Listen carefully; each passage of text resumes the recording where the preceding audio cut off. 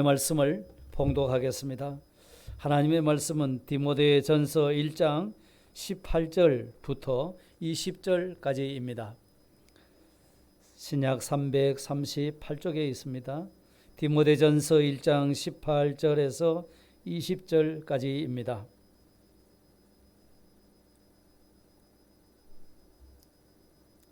찾으셨으면 제가 봉독을 하겠습니다.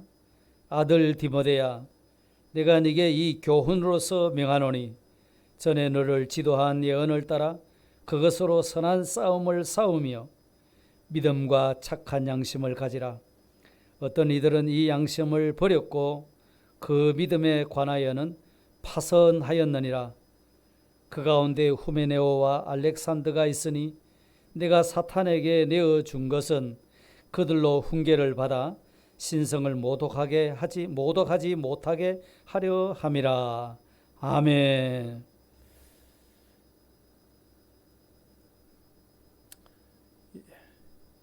제목이 뭐였습니까? 금년에 믿음이 파선하지는 않았습니까? 우리의 믿음을 다시 한번 돌아보는 시간이 되었으면 좋겠습니다. 사람은 누구나 자기가 가진 지식 또는 교훈을 따라 살아가게 되어 있습니다. 그래서 신앙생활에도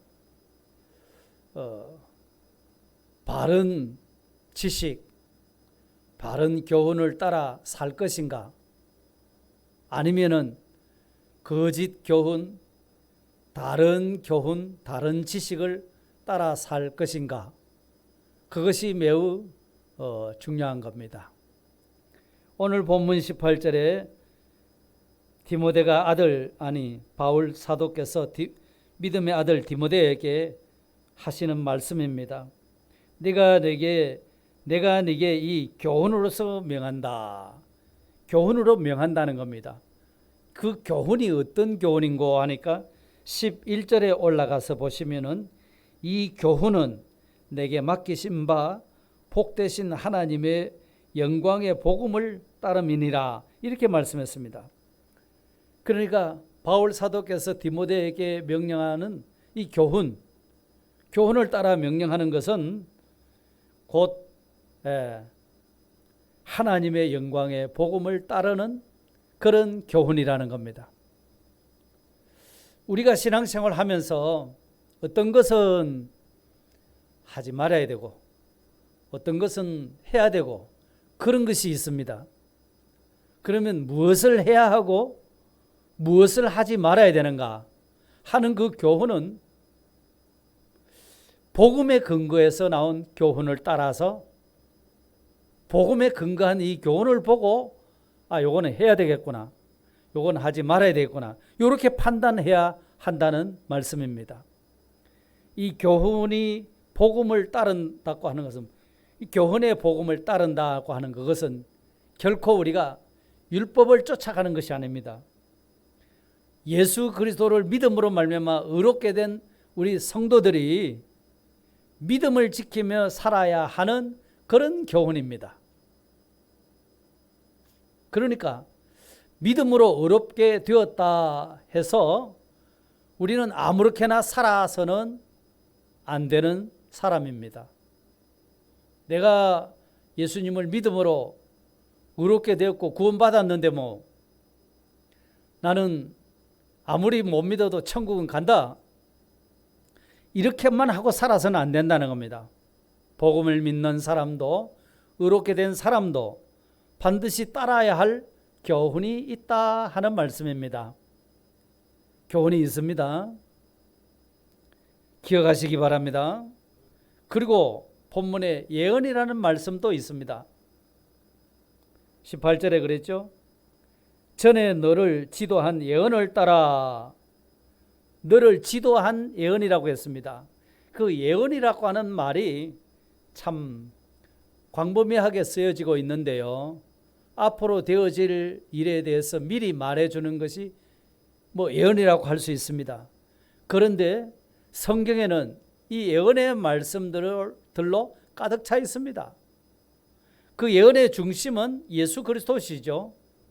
그렇기 때문에 구약은 장차 오실 예수 그리스도에 대해서 교훈한 겁니다. 신약은 오신 예수 그리스도에 대해서 기록한 말씀입니다. 예언한 말씀이죠. 그리고 다시 오실 예수 그리스도, 그때 일어날 일들, 이런 데 대해서 말씀하고 있는 것이 성경에 대한 예언입니다. 성경에 있는 예언이라는 겁니다. 그런데 오늘 바울 사도께서 여기 지금 디모데에게 여기 전에 너를 지도한 예언을 따라 한 요 예언은 주로 교회에서 덕을 세우기 위해서 가르치는 교훈을 두고 말하는 겁니다. 그러니까 이 바울 사도께서는 이 예언과 방언을 비교해서 설명을 하는데, 고린도전서 14장에 가면 방언에 대해서 이야기하지 않습니까? 거기에 14장 3절에 그러나 예언하는 자는 사람에게 말하여 덕을 세우며 권면하며 위로하는 것이요, 이렇게 말했습니다.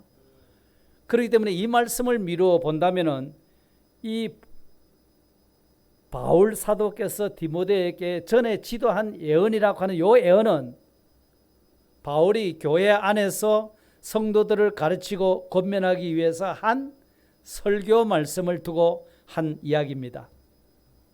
설교가요, 인간의 말이 아니죠. 하나님의 말씀인 성경을 가지고 그 성령님의 인도하심을 따라서 그것을 풀어 말하는 것이, 그것이 설교이며 예언입니다. 그렇습니까?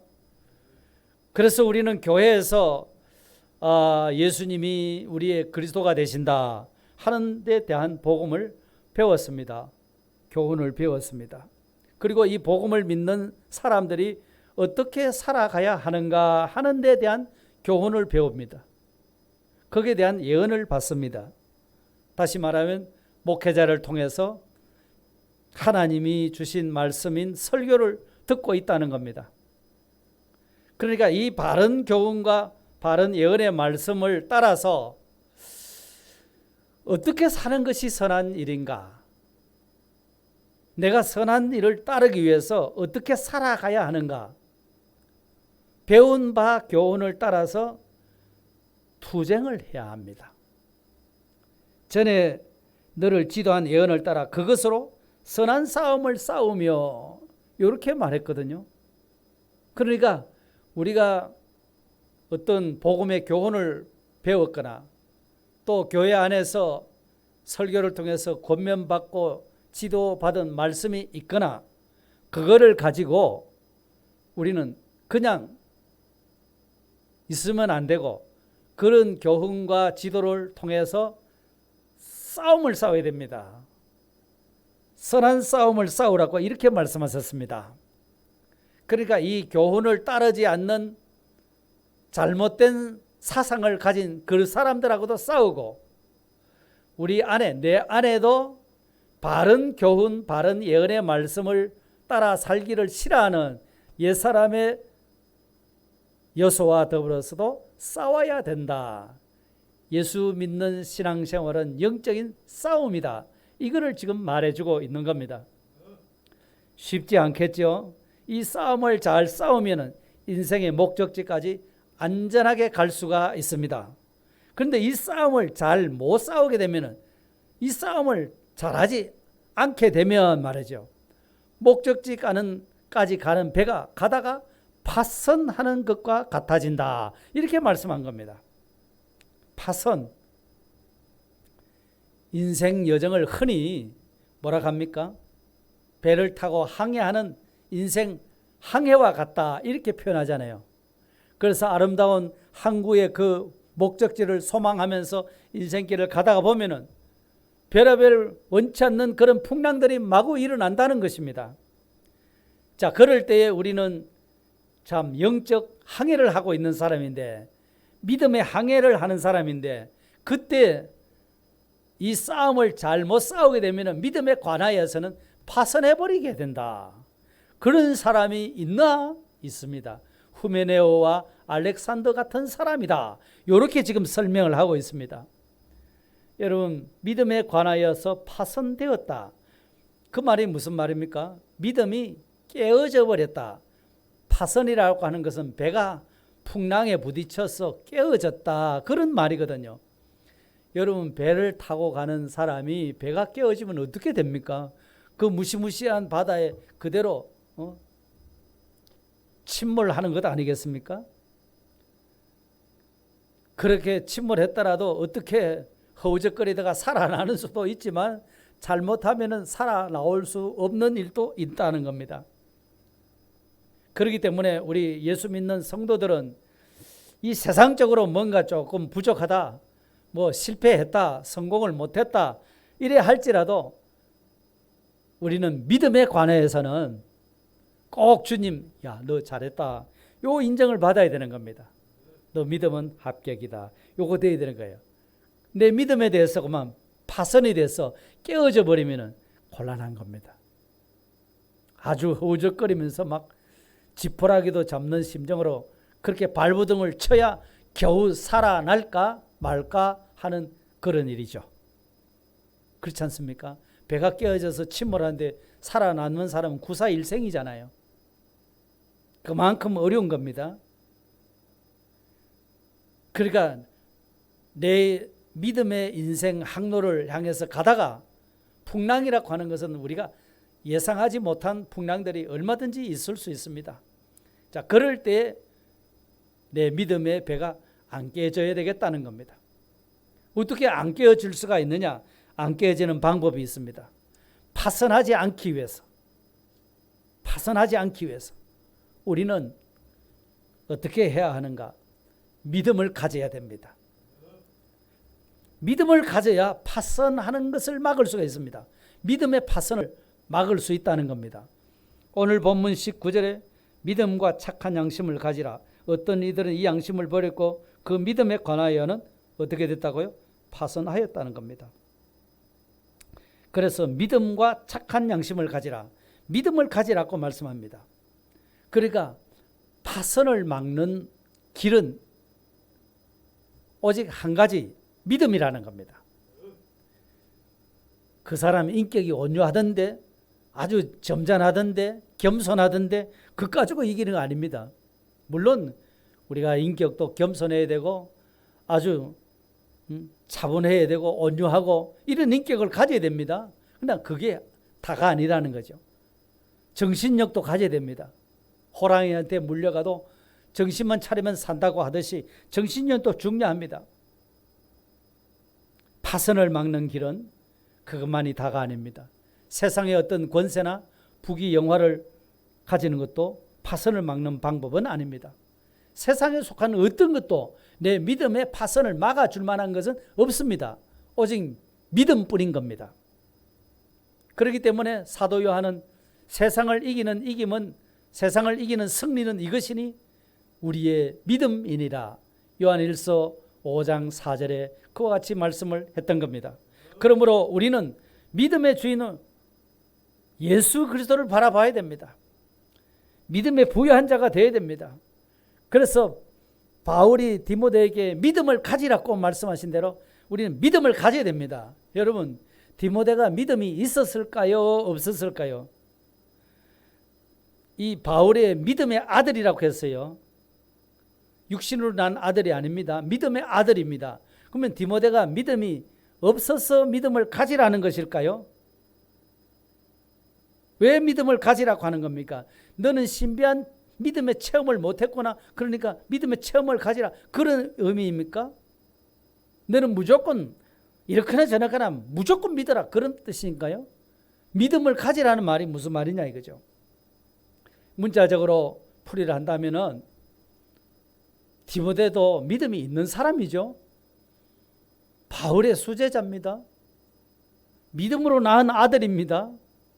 그런데 믿음을 가지라는 것은 믿음을 굳게 붙잡아라, 이런 의미입니다.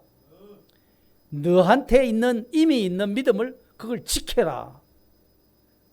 어디서 풍랑이 심할수록, 얼음이 클수록 흔들리지 말아라.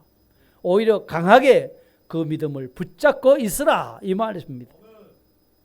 결코 풍랑이 온다고 해서 믿음을 잃어버리거나 믿음을 놓치는 그런 일을 하지 말아라. 믿음이 흔들리지도 말아라. 견고한 믿음으로 서 있어라. 이런 뜻입니다. 이 말이 왜 그래 중요할까요? 여러분, 우리는 별 어려움이 없으면 믿음 지키는 것은 그것도 별 어려움이 없습니다. 그런데 믿음을 지키려고 할 때 어려움이 온다는 겁니다. 고난을 겪습니다. 시련을 겪습니다. 그럴 때 내가 믿음이 안 깨지고 끝까지 믿음을 견고하게 탁 붙잡고 나간다는 것은 결코 쉬운 일이 아니라는 것을 여러분들도 많이 경험을 하셨을 겁니다. 믿음을 가지라. 참 쉬운 말일 것 같아도 쉽지 않습니다. 하나님은 우리가 만나는 인생의 풍파 그런 거 다 없이 그냥 망망대해를 아주 잔잔한 물결로 이렇게 통과하도록 하시는 분이 아닙니다. 우리는 그런 어려움들을 직면합니다. 그럴 때 그 어려움과 더불어서 싸워야 됩니다. 그 싸울 때에 하나님의 능력과 은혜를 체험하게 하시는 분이 우리 하나님이십니다. 내가 이런 어려운 문제를 당면해서 겉으로 보면 나는 도저히 일어날 수가 없고 용기도 없고 힘도 없고 기도할 마음도 안 생기고 죽겠다 하는 그런 상황에서도 우리 주님께서는 그 문제와 더불어서 싸워서 이길 수 있도록 힘을 주시는 분이 우리 하나님이십니다. 용기를 북돋아 주시는 분입니다. 그래서 하나님께 크고 담대한 믿음을 달라고 해야 합니다. 이 어려운 상황에서 이 현실에서 내가 끝까지 믿음을 양보하지 않고 끝까지 믿음을 지켜낼 수 있도록 힘을 주시옵소서. 그래야 된다는 겁니다. 그렇지 않습니까? 믿음이 큰 사람이 큰 일을 하잖아요. 믿음이 없이는 아무것도 할 수 없습니다. 믿음 없이는 하나님을 기쁘시게도 할 수 없습니다. 믿음을 붙잡아야 되는 겁니다. 그래서 여기 믿음을 가지라라고 먼저 말씀을 하신 겁니다. 그 믿음이 없기 때문에 믿음을 가지라는 것이 아니고 온갖 이단 사상이 들어와서 어지럽게 만들고 교회를 흔들어 버리는 그런 때도 이 싸움을 싸워야 되는데 그때 믿음을 견고해야 된다. 지도한 예언의 말씀이 있지 않느냐, 또 받은 교훈의 말씀이 있지 않느냐, 그걸 가지고 믿음을 지켜내라 이 말입니다.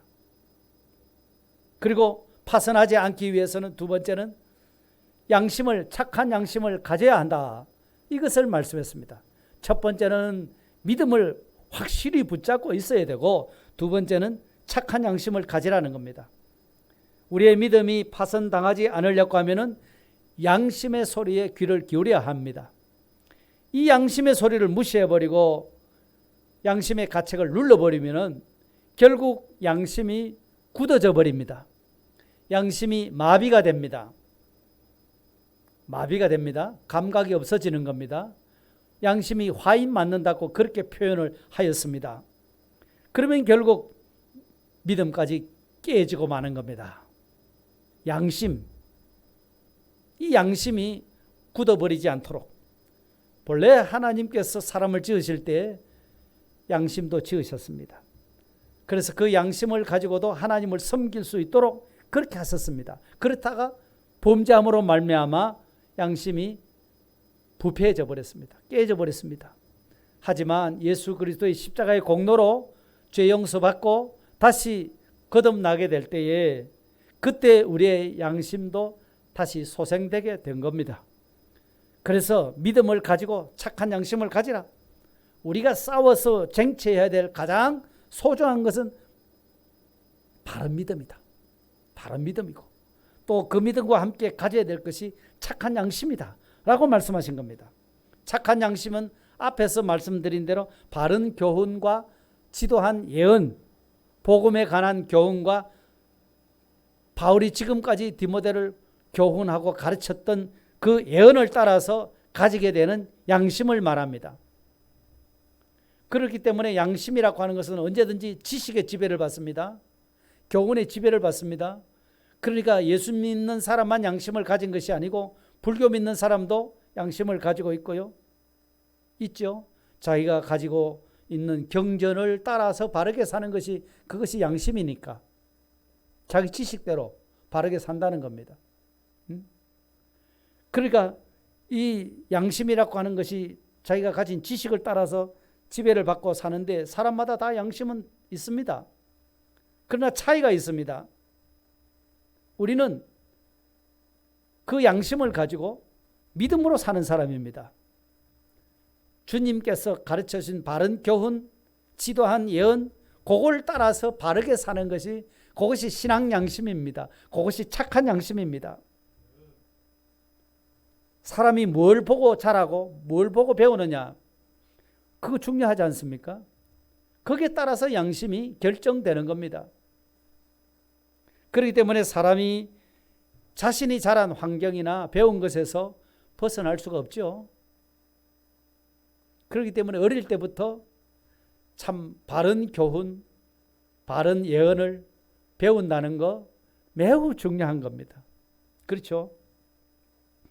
우리가 가져야 할 선한 양심이 바른 교훈, 바른 믿음, 바른 예언을 따라서 형성된 착한 양심이거든요. 이 양심이 하나님을 향해서 찾아가게 되는 겁니다. 베드로 사도께서 그 말을 했습니다. 그러므로 믿음과 착한 양심은 서로 연관이 있습니다. 믿음을 주신 분이 누구십니까? 하나님이신 성령께서 믿음을 주셨잖아요. 성령께서 감동 감화를 주셔가지고 예수 그리스도를 주시라, 그렇게 우리는 믿었거든요. 우리의 마음에 착한 양심을 주신 분도 성령 하나님이십니다. 자, 네가 배운 교훈이 이렇지, 배운 예언이 이렇지 않느냐? 그러면 배운 교훈과 그 예언을 따라서 바르게 살려고 하면 어떻게 살면 되겠지? 성령님께서 그거를 우리에게 일러주시는 겁니다. 그래서 착한 양심을 가지도록 만드는 겁니다. 착한 양심을 가지고 우리는 날마다 성화를 이루고 있는 겁니다. 착한 양심을 가지고 살도록 성령님께서 늘 이끌어 주시는 겁니다. 그렇기 때문에 이 착한 양심을 가진다는 것이 그렇게 중요한 겁니다. 열심히 우리는 성경을 읽고 듣고 배우는 겁니다. 그렇죠? 우리가 바른 교훈, 바른 예언이 어디에서 나옵니까? 전부 성경에서 나오잖아요. 그래서 성경을 우리는 읽어야 하고 성경을 배우려고 하고 설교를 들으려고 하는 겁니다. 착한 양심을 가지기 위해서 우리가 설교 말씀을 듣고 그렇구나, 나도 앞으로 이렇게 살아야겠다. 그게 자기 마음입니까? 성령 하나님이 우리에게 감동을 주시는, 이 말하자면은 성령의 음성이지 않습니까? 착한 양심의 호소거든요. 그래서 그렇게 우리는 성경을 읽고 또 설교를 듣고 교훈을 받은 대로 예언을 따라서 바르게 살아야겠다. 바르게 살려고 발버둥 쳤으나 바르게 살지 못한 것 때문에 또 안타깝게 여기고 원통스럽게 여기고 가슴을 치면서 회개하면서 바르게 살려고 발버둥하는, 몸부림치는 그것이 있는 사람은 하나님의 성령께서 우리를 인도해 주시는 겁니다. 착한 양심을 가지고 바른 믿음으로 살도록. 아멘. 얼마나 좋으신 분이신지 몰라요. 우리가 양심이 자꾸 둔해져서 성령님이 우리에게 일깨워 주시는 것에 대해서 귀가 어두워서 그렇지, 귀 있는 자는 성령이 교회들에게 하시는 말씀을 들을지어다, 그렇게 하셨거든요. 그걸 못 듣고 그만 우리의 양심이 둔해지고 가면 믿음이 파손되고 맙니다. 사탄이 와서 벌써 알아차리고 틈을 비집고 들어온 거잖아요. 그래서 착한 양심을 잃어버리게 되면 오늘 본문에 나오는 두 사람과 같이 됩니다. 본문 20절 보세요. 그 가운데 후메네오와 알렉산더가 있으니 내가 사탄에게 내준 것은 그들로 훈계를 받아 신성을 모독하지 못하게 하려 함이라, 이렇게 말씀했습니다. 이 두 사람을 사탄에게 내어줬다는 겁니다. 왜 내줬습니까?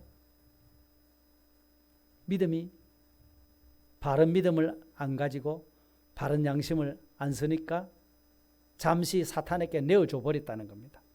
사탄에게 내어줘 가지고서 어떻게 합니까? 신성을 모독한다.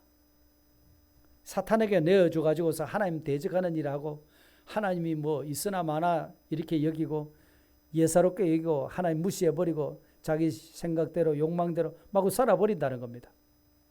이 후메네오와 알렉산더가 그랬다는 겁니다. 그런데 그들에게 사탄한테 내어줬다고 그랬거든요. 그래서 사탄한테 내어줘 가지고서 그들이 하나님의 자녀인데 믿음을 가졌던 사람인데 그만 갑자기 사탄의 종이 되어서 영원히 멸망에 당하게 한 것일 수도 있고, 사탄에게 내어줬다 했으니까.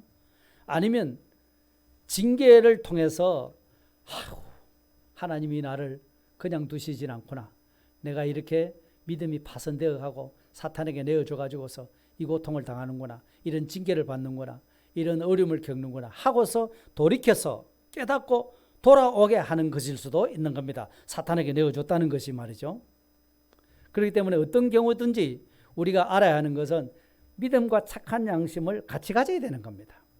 이 두 가지가 함께 하지 않으면 그 믿음이 가짜라서 다시 사탄의 종이 되든지, 믿음이 진짜라고 한다면 또 징계를 통해서 고통을 깨닫고 내가 하나님 앞에 돌이켜야 되겠다, 하나님 앞에 바르게 살아야 되겠다, 착한 양심을 따라 살도록 이렇게 하신다 그 말입니다. 만일 착한 양심을 따라 살지 못하면은 못하고 있으면 주님 섬기는 일에 충성을 다하라고 했는데 뭐 내 아니라도 충성할 사람 얼마든지 있으니까 뭐 별 관심이 없습니다. 그러면서도 아무 일 없이 잘 살고 있다면은 내가 고백한 믿음이 혹 가짜 믿음이 아닌가, 이걸 또 봐야 되는 겁니다. 예, 왜냐하면은 삶이 뒤따르지 않는 믿음이라고 하는 것은 금방 변질이 되기 때문에 그렇습니다. 삶이 안 따르면 믿음도 변질이 되어버린다는 겁니다. 그러니까 무엇이든지 실천이 있어야 되는 거죠. 그 배운 교훈을 따라서 우리가 그대로 살아버려야 된다는 겁니다. 그럴 때 살아계신 하나님을 체험할 수 있습니다. 그래야 신앙을 계속 이어갈 수가 있게 되죠.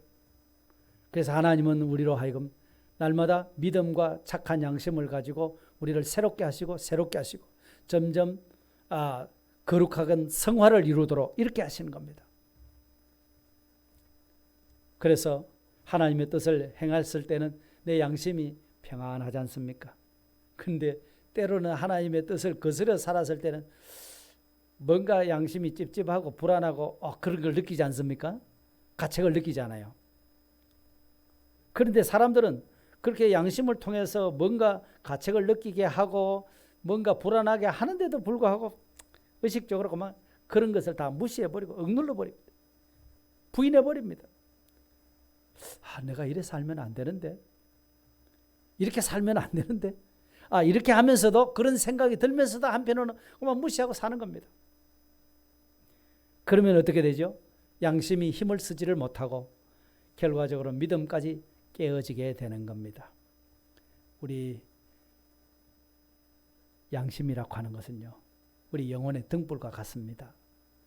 내 속에 그만 빛이 어두워져 버리면, 그럼 빛이 어두워져 있지는 않은가 보라고 그랬거든요. 그래서 금년 한 해 동안에도 참 우리가 이때까지 겪어보지 못한 그런 큰 어려움들을 많이 겪으면서 힘들게 오늘 여기까지 왔습니다.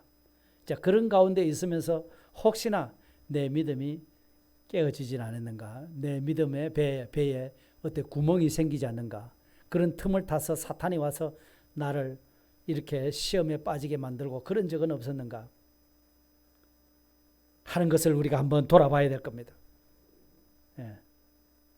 힘들었지 않습니까? 그것을 돌아보는 사람에게는 하나님께서 새로운 용기를 주실 겁니다.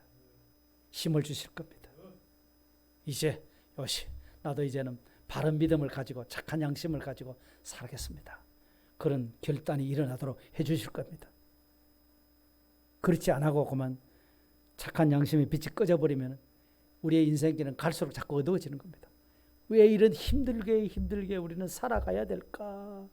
나는 예수 믿는데도 이렇게 어렵게 살아야 되는가? 자, 이렇게 되는 겁니다. 그렇기 때문에 지금이라도 우리는 양심의 소리에 귀를 기울이고 겸손히 순종하려고 하시면 됩니다. 그리고 지금까지 나를 사로잡아서 정말 양심의 소리를 외면해버리고 내 육체의 욕심대로 살려고 했던 그것을 이제는 물리쳐버립니다. 더 이상 그렇게 하면 안 돼. 나 그렇게 사는 것이 주님을 섭섭하게 했고 주님 앞에 기쁨이 되지도 못했고 죄되었고, 그래 나는 그거 이제는 일절 제해버릴 거야. 던졌어. 이제 동이 서에서 먹은 것처럼 나 던져버릴래. 이렇게 하고서 내 양심의 소리를 쫓아서 발자취를 따라가게 되는 겁니다. 그러면 우리 믿음은 파손하지 않게 됩니다. 그러니 마음만 먹으면 쉽게 이 길을 갈 수 있으면 그냥 결심하면 됩니다. 그렇지만 우리 앞에 전개되는 현실이라고 하는 것은 어떻게 전개될지 우리는 아무도 모릅니다. 내일 일을 우리는 알 수가 없습니다. 코로나가 올 줄은 누가 알았으면 예상이라도 했겠습니까? 꿈에도 그런 생각을 못했던데 이런 일들을 2년이나 당했습니다. 우리 믿음도 갈팡질팡했었습니다. 그런데 이제는 경험을 했으니까 더 이상 이런 어려움이 와도 내 믿음은 파손하지 않는다. 아멘. 어떤 경우에도 내 믿음은 파손하지 않을 것이야. 지금까지 배운 바 바른 복음의 교훈이 있어. 지금까지 우리를 가르쳐 주신 이 예언의 말씀이 있어. 설교 말씀이 있고 성경 말씀이 있기 때문에 나는 이 복음의 교훈을 따라서 이 예언의 말씀을 따라서 나는 살 거야. 어떤 어려움이 와도 더 이상 마귀에게 틈을 주지 않을 거야 하고서 결단하시면은 주님은 우리 편이 되어주실 줄 믿습니다. 여러분, 오늘 우리의 믿음이 파손하지 않으려고 하면은 두 가지를 말씀드렸습니다. 첫째, 무엇을 가지라 했습니까? 뭘 가지라 했습니까? 19절에 무엇을 가지라 했죠? 성경을 한번 보십시오. 무엇을 가져야 됩니까? 첫째, 믿음을 가지라. 둘째, 착한 양심을 가지라. 믿음이 없기 때문에 믿음을 가지라는 것이 아니었습니다. 믿음을 견고히 붙잡아라. 어떤 시련에서도 네 믿음을 유지해라. 그 말입니다. 그리고 그 믿음 유지하기 쉽지 않잖아요. 그래 하나님 앞에 구해서 이 믿음을 견고히 할 수 있도록 우리는 부르짖어야 되겠죠. 두 번째, 착한 양심이라 했습니다. 양심은 언제나 지식의 지배를 받습니다. 그러니까 바른 교훈, 바른 예언의 말씀, 그러니까 복음의 교훈, 설교 말씀, 성경의 말씀 그대로 살려고 하는 것이 착한 양심입니다. 이대로만 하면은 성령님께서 우리를 인도해 주신다는 거죠. 그 인도를 따라가면 됩니다. 근데 가다가 자꾸 딴 생각하고 딴 욕심을 부리고 세상 것을 보고 이러다가 보면 양심의 소리에 귀가 어두워지는 겁니다. 그때 파손이 되는 겁니다. 배에 구멍이 나는 겁니다. 자, 그렇게 된 사람이 누구였죠? 착한 양심 버린 사람 두 사람, 후메네오와 알렉산더였다. 사탄에게 내서 고통당하게 했다. 그랬습니다. 자, 그렇게 해서 다시 하나님은 정신을 번쩍 차리게 만들고 하나님께 돌아오게 하신다. 이거였거든요.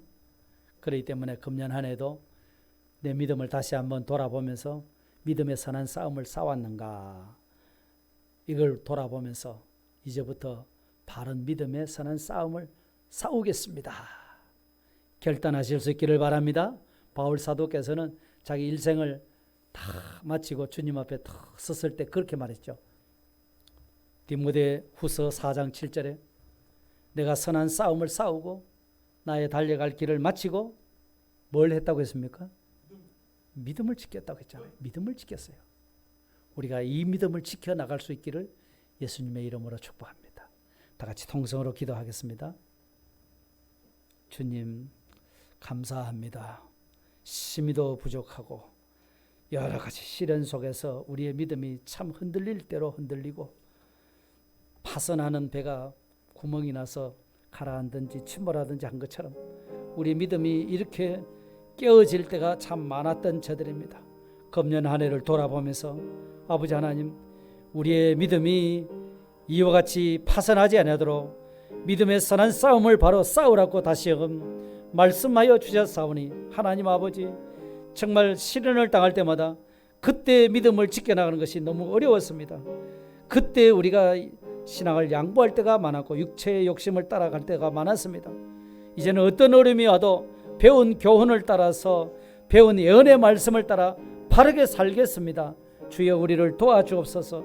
그럴 때 착한 양심이 우리의 마음을 일깨워서 인도해 주실다고 말씀하여 주셨사오니 그 착한 양심의 인도를 저버리지 않게 하시고 성령의 인도에 외면해 버리지 않고 귀가 어두워지지 않도록 해 주셔서 끝까지 성령의 인도하심을 따라서 착한 양심을 따라서 하나님을 따라서 살아갈 수 있는 믿음의 사람이 되게 해 주옵소서.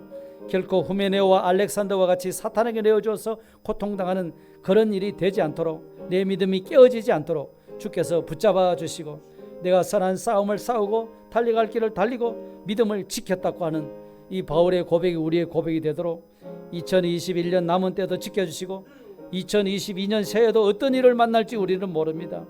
어떤 시련 가운데 있어도 우리의 믿음이 파손되지 않고 우리의 믿음은 날로 새로워지고 성화를 이루어가는 믿음이 되도록 주께서 복을 더하여 주옵소서. 예수님 이름으로 감사하며 기도드리옵나이다. 아멘.